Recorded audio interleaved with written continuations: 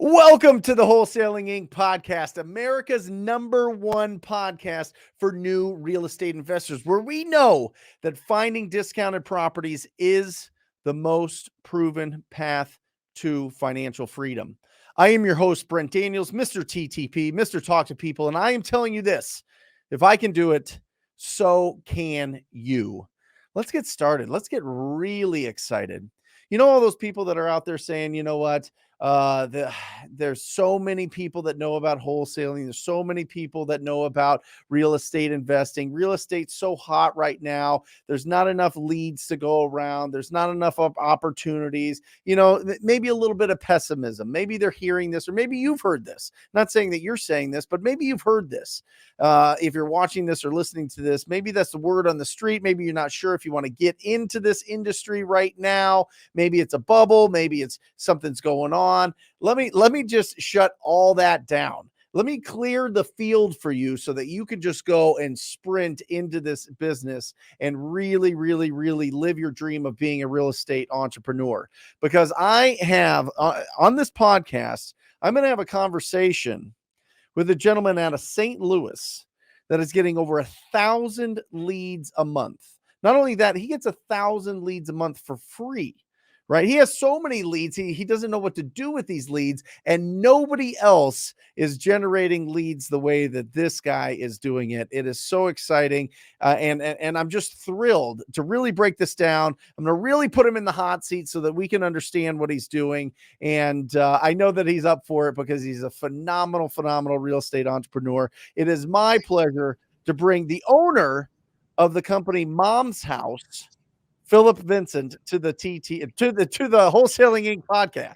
Hi, Brent. Thank you for having me on your show. I'm looking forward to this. I'm excited about it. So, I mean, obviously, with that kind of introduction, you know, this is exciting. You're getting over 1,000 leads a month, and essentially, what these are coming from is referrals from your network. But they're very, very, very targeted and very, very specific leads. So, can you kind of break down what you're doing out there in St. Louis and give us some instruction on maybe how we can, you know, take advantage of this or find a way to build this network ourselves in our own markets? Sure. So today my business consists of networking inside the senior living industry to work with those people, the stakeholders in senior living, to help them unlock the equity for these families when they're moving their mother into senior living. That is the moment, the flashpoint, when the family says, we need to sell this house. Mom has a $2,200 a month pension. This place we're picking is $8,000 a month. And you say, you look at your most affluent brother and go, are you paying the difference? Are you paying who? We need to sell the house, right? And they realize that. And so that's the thing about it. I don't have to convince them of motivation. A doctor said, hey, Mom can't move back home. She has to move into 24-hour care. And so that is the moment. And so you asked me a question about how these leads come here. The senior living industry trusts me to take care of these families, and it happens on a nationwide level. And that's why we're on the show today, is that I need help. I need people that I trust. We're going to say that word a lot today. Trusted investors nationwide to help me with these leads. Well, how do you find these leads? I mean, before we get into, you know, somebody getting into relationship with you, maybe people want to go out there and do this themselves.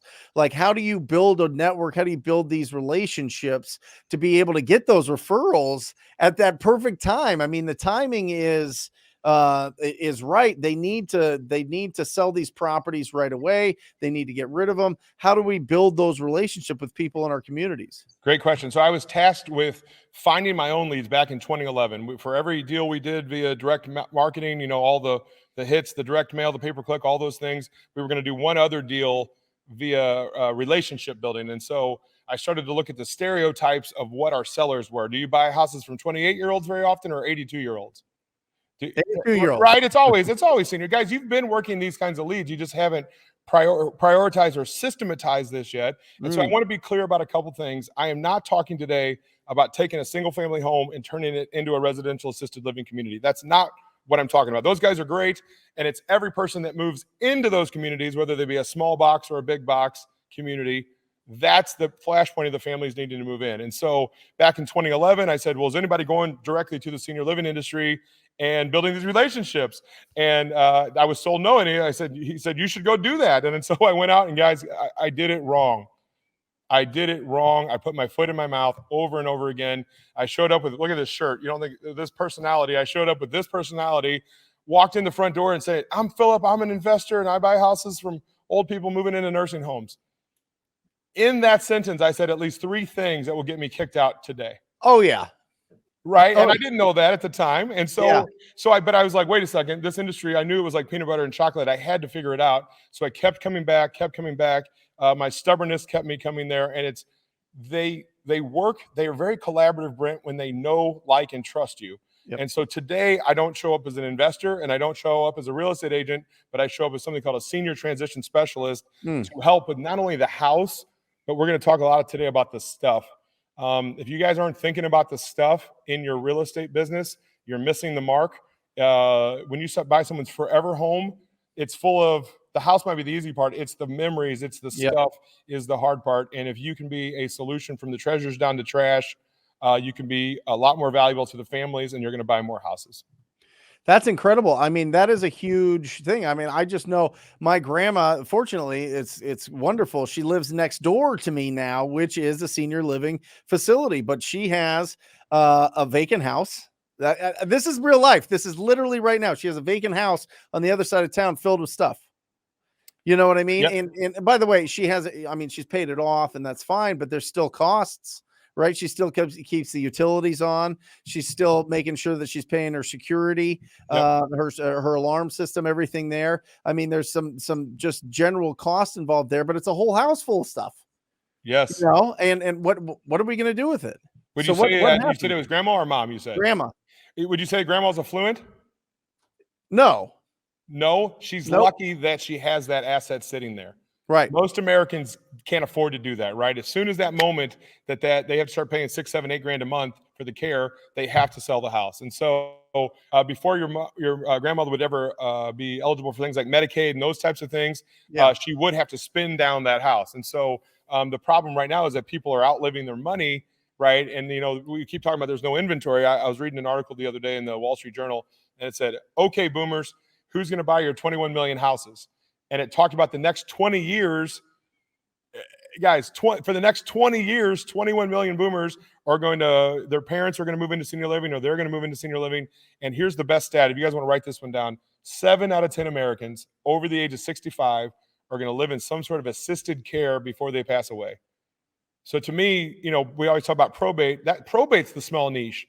This pre-probate situation is the majority of Americans. They're going to need to sell that house before they ever qualify for Medicaid or ever pass away. This is the flashpoint of when they're going to need to sell. So then are you building relationships with like the sons and daughters and the caretakers of these people, or are you building relationships with where they're going? I mean, how does this whole process work?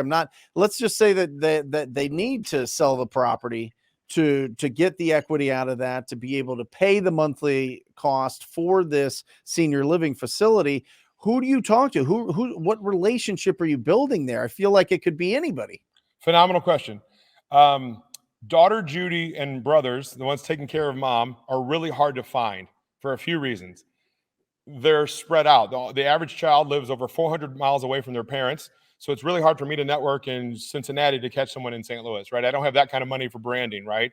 And so you asked me, is it in-home healthcare? A great question. It's not, only because I've not done well with the baton pass from them losing a customer to me gaining a customer. You know, like their bad day is my good day in home healthcare.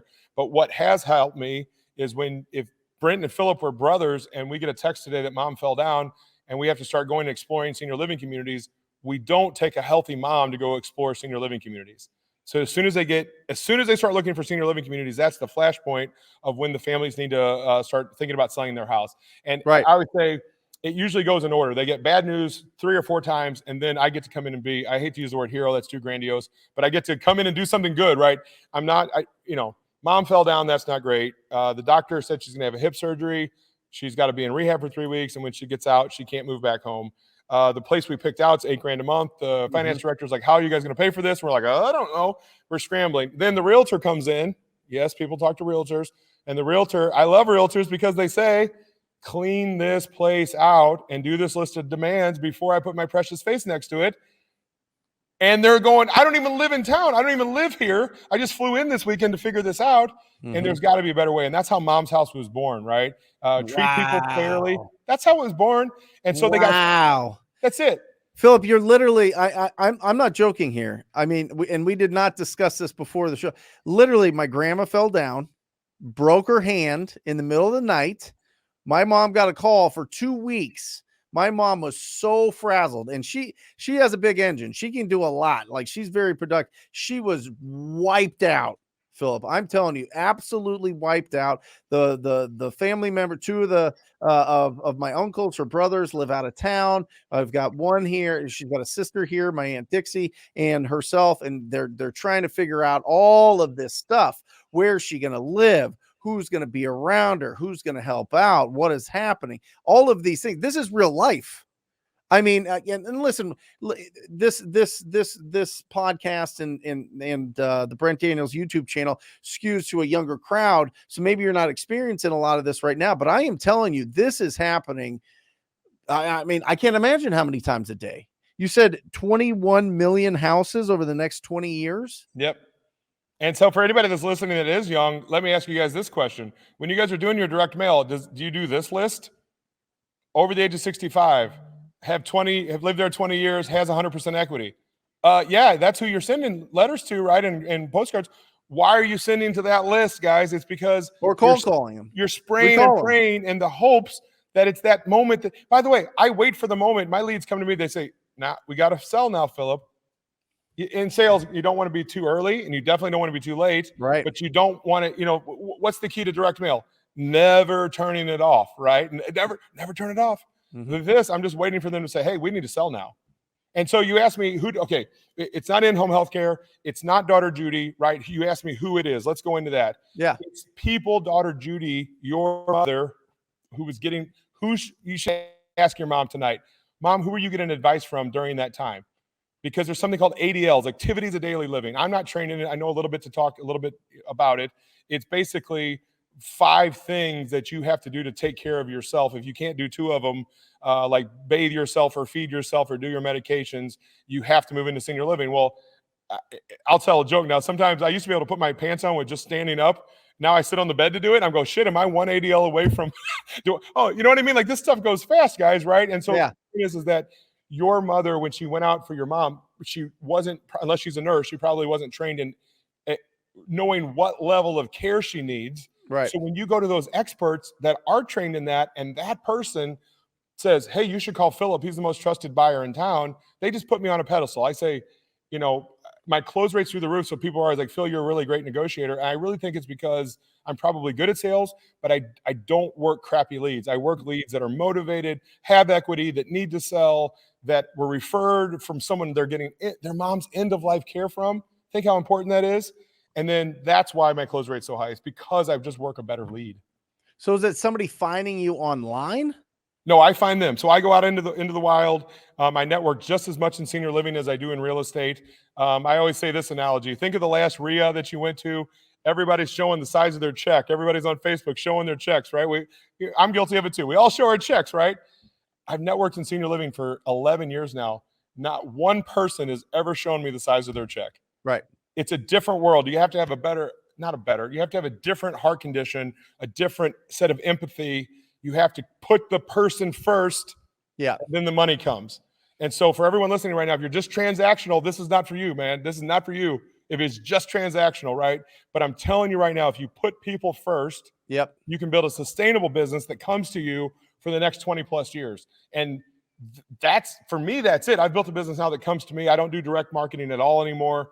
And I know the peril of spending 10 grand on direct mail and laying on the pillow going, man, I sure hope I get that money back. Right. Because really for everybody listening, you guys are debating right now, I want to be in real estate, but really you guys are getting into the marketing business. So you've got the 2 options. Do you want to be in marketing or do you want to build relationships with the right people? And a lot of people talk about building relationships with real estate agents and wholesalers. And by the way, great thing to do. That's a phenomenal thing to do. What I found is over my 20-year career, it's really hard to keep the attention of a real estate agent for very long because they start figuring out what I'm making. They start figuring out, well, shit, I should do that myself, right? Or they start getting other investors involved. and then the wholesalers get smarter and smarter. They start doing their own deals, right? And so with senior living, it's like an oil well that's continued to pump deal after deal. I was telling earlier about my downsizing guy sent me 2 deals today, right? He's got a house full of stuff. He's a downsizing guy, which, by the way, your mother was they probably at least explored, what are we going to do with all of grandma's stuff? Yep. Right? Let's just go through some of the job titles just so everybody knows. In the community, there's the proprietor, the person that owns it. There's the executive director. That's the owner of the facility. Yes, sir. The yes, house, sir. the facility, the whatever. Yeah, yes. You got the executive director. The executive director is the person that runs everything. They're like a school principal, right? They're really hard to catch on the, and please, let me point this out. Please, nobody listening think that I walk in the front door and put my hand out and say, hey, I buy houses. Please know that's not how this is done, right? That executive director is busy. It's like going and talking to a surgeon while they're in surgery. Do not do it that way. You've got your finance director. The finance director, what's cool about the proprietor and the finance director, out of everybody we talk about today, those are the only 2 people you can have a money conversation with. Yep. Proprietor, finance director. Everyone else I get ready to say from now on, it's a care, and more care. You better care about care. Or what is the saying? They're not going to care to know who you are until they know how much you care. Right. I love that line. And so then you've got the marketing director, the person that does the walk-ins. Some communities have a social worker, also known as a care manager, and all those people live inside the community, right? But then outside the community, I think I like even more is the vendors. Did you guys know there's something called a placement agent? A placement agent is like a real estate agent for the senior living world. Brent, if you and I were having to do this with your own mother and we were brothers, I'd say, we got to find a placement agent. They're going to know based on mom's socioeconomic, geography, level of care, all these things. They're going to say, these are the 5 places we should go visit. Because me and you have no idea, right? We have no stinking idea. But the placement agent, they're sitting there in the living room with the families, with the kids who just flew into town, and they're looking around going, a placement agent gets paid on placing people, who'd have thunk it, right? So the thing that slows a placement agent down from getting paid is unlocking the equity out of the house. Yep. It's in their best interest to refer to me because they want everybody to show up with a bag of cash, not a problem. Yep. And so then you've got your downsizing experts, your elder care attorneys. Notice I said elder care, not traffic law, not family law, not criminal law, elder care attorneys. You've got your geriatric care managers. You've got your hospitalist. These people are the ones over the past 11 years I've built relationships with that know, like, and trust me.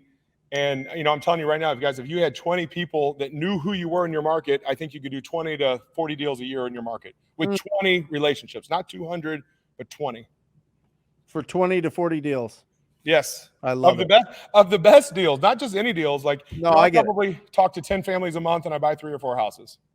So let me ask you, Philip, so how do you do you just go up to, do you just find elder care attorneys and placement agents and the proprietors, the owners of the business and the finance director, and you just say, hey, listen, this is a service I provide? Do you send them something first? Do you, is there some sort of like booth that you could buy at some sort of, you know what I mean? Like, that's a good piece of advice. Is there a convention or something where you could just be like, hey? Great question. There's senior fairs all the time. I used to think I needed to get booths, 10 years ago. My free advice is you never need the booth. You want to talk to all the people in the booths. So just attend them, right?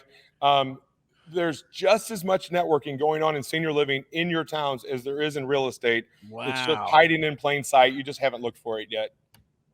That's incredible. Every day. Yeah, in St. Louis, I'll just go over. We have something called, there's 8 different ones of these in St. Louis. They're called SRTs.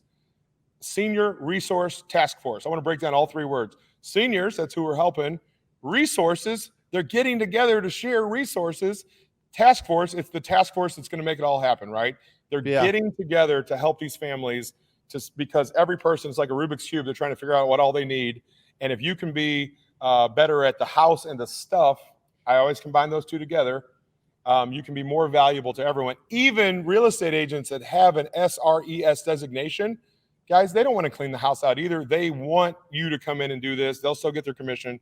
I remember in 2011, they would say things like, oh, we already work with the real estate agent. I remember felt like I get kicked in the stomach, like, oh, Philip's out, right? No, they just admitted they have the problem, and they just admitted that they real estate agents' ways, they've been fixing this for the past 30 years. And the problem is right now, would we all say that the market's good today? Right? We would. But you have to get the house onto the market. And these houses that are full of stuff, they aren't usually the way they, at least when it cleaned out, and the stuff and getting those few things that, get that house rehab. Good luck trying to find a good contractor right now, especially if you live 400 miles away. Right. I love it. You're getting me like, I'm getting like kind of goosebumps because I'm living this right now, Phil. I understand completely what's going on. Unfortunately, my grandpa was like Mr. Saver, and they paid off the house and the whole thing, but they're going to have to unlock it at some point for sure. Right. And my grandma's probably going to live another 20 years. I mean, she's, besides the fall, she's,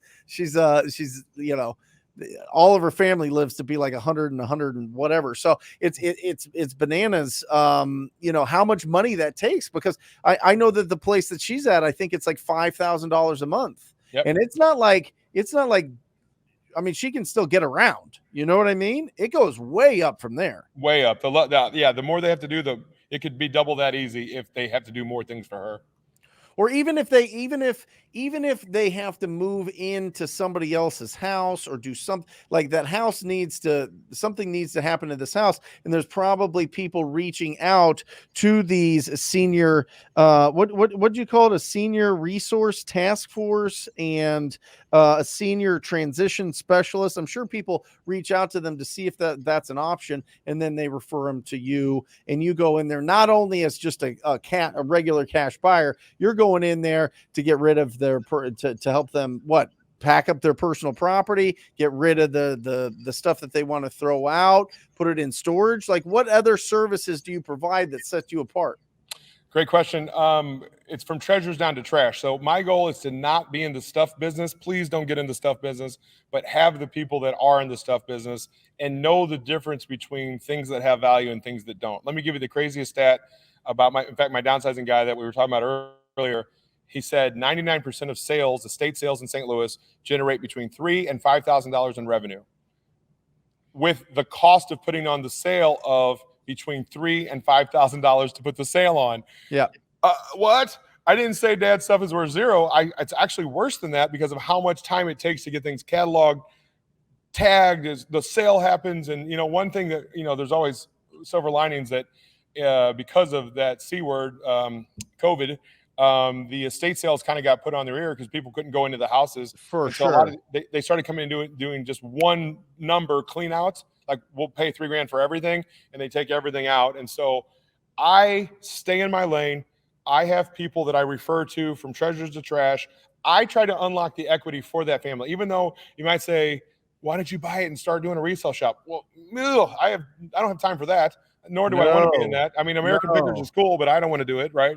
But there are people that do. Yeah, you're right. Saying, get the pros in. Get them to do the deal. And listen to this, Brent. I refer to them freely. They refer to me freely. I make $20,000 on my deal, and they make $2,000. Who's? You know what I'm saying? Right.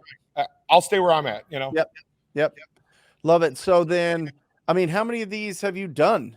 You know what I mean? Like, do you have kind of a ballpark idea of how many of these properties that you have bought or wholesaled or whatever else? Sure. I do about 40 deals a year in the St. Louis market. And then now we have a national company. We're helping about 1,000 families a month. I love it. And soon to be more than that. Our goal is to get to about 10,000 daughter duties to help every single month over the next 5 years. We think we're going to be there inside of 20 months here. And our new goal is to get to 20 or 30,000 families to help per month. That's how big this market really is. Wow. That is a big idea. And listen, who else is doing it? I don't know anybody else that has a mom's house, service, or approach. I mean, I think it's absolutely incredible. I think that for everybody in the audience that is listening to this or watching this on the YouTube channel, I mean, it's really, it's opening my mind to a lot of different possibilities, but two, I just see this, I see a big wave of opportunity coming in that space. You see people I mean, obviously, there's always going to be a generation that's getting older and getting out of their house and doing that. But baby boomers, right? I mean, that's the big wave. Yep. Can you talk to me about that? Am I wrong? Am I crazy? No, you're 100% right. You're 100% right. And these children today aren't waiting around to inherit their parents' houses, right? The baby boomers is going to be that biggest transfer of wealth The cost of care is going through the roof. Just right here in my own market, there's cranes going up everywhere building senior living communities. And it's coming after everybody. And we're not going to have a political conversation right now because that's just not the time or place. But have you guys seen what they're doing with the 1031 exchange? Biden's trying to take away the 1031 exchange to pay your niece to take care of your grandma so they don't go on the Medicaid beds. The longer they can keep them in their home, there's an actuary saying, hey, every month we delay this, it saves us, because this silver tsunami that's happening is coming for the government too. And they understand that there's a problem and they're trying to get in front of it. So these houses are going to be sold. This is the inventory. In my mind, this is a bold statement. This is real estate. I love it. This is real estate. This is it. You don't buy houses from 28-year-olds very often, right? This is the people we buy houses from. So let me ask you, Philip, just give me a set of instructions. Give me like it. If somebody wants to go out today and start the momentum of these relationships, who do you think the first person that they should approach, talk to, network, and what should they say to them? You should find your area agency on aging. They should be everywhere. It's a nationwide. Say that again. Area agency on aging. It's a lot of A's. Area agency on aging. Here in St. Louis, we have ours. They are a government program. They would know where your networking events are happening. My suggestion is to go and listen a few times, right? If you show up as an investor, all they're going to hear is the word shark. Yep. That's not what you want to do, guys. If you show up as I'm a realtor, even though you might be a realtor, their crocodile brain is going to shut off because they already know what a realtor is. Yes. It's nothing new. So I want you to go there and listen, or talk to me about it. I love to teach people how to do this right. There's a right way to do it. You have to switch your brain to put that person first. Each of those 11 people we named today has a what's in it for them. I'm really big on the psyche. Good example. A proprietor of a senior living and a social worker, they could not be more of a different human. Right. They're both in senior living, but they could not be more different. You do not have the same elevator pitch for both of those people. So, and you let people skip to the front of the line. Like you're talking about you going national, you train people. I see the beautiful little cross stitching logo in the background. Yeah. I mean, not to be an ad for you or anything like that. We don't have anything, but are you opening it up, or is there a way that people can get into your world a little bit more if they want to, I don't know, learn from you or whatever? What would be the best way? Yes, and so things like this, thank you for having me on here. I'm trying to shine a big, bright light on what's happening in our world. And the company is called Mom's House. It's momshouse.com, the normal spelling. It's called Mom's House because even if dad is still the one that's alive, people lovingly refer to it as, what are we going to do with Mom's House? Yep. By the way, guys, if you're listening and you're lucky enough to make it to senior living, you're outnumbered by females 7-1. Right. And so if you're a single man, you're going to have a lot of dance partners. So momshouse.com, they can find more info. Yes, sir. Yes. Okay. Sir. Awesome. Well, Philip, I love it. I think that this is really making it. I mean, that's the beautiful thing about real estate, right? I mean, there's so many different opportunities. And what we try to do on this podcast is put everybody in the forefront of what's going to be happening over the next year or two. And you're saying 20 years. So, I think that if this is hitting your brain in an interesting and fun way, and it's kind of sparking ideas, I highly suggest you check out Philip's momshouse.com and get into that, or go to the area agency on aging in your local market and go see what's going on with those networking and maybe the fairs or something there, some of the industry groups that get together there, and just see how you can start building those relationships. I love it. I think it's incredible. I think it's an incredible value. I think that,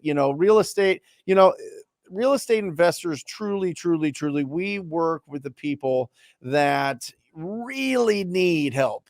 I mean, just in a general sense, Philip, I mean, we work with distressed property owners, and we go out there and we solve that problem for them, right? They want to trade speed and convenience for potential equity in the property. And that's just what it is. I mean, that's what we do. We source real estate opportunities, but we don't get paid, Philip, as well as I do. We get paid in the amount of value we provide to our community.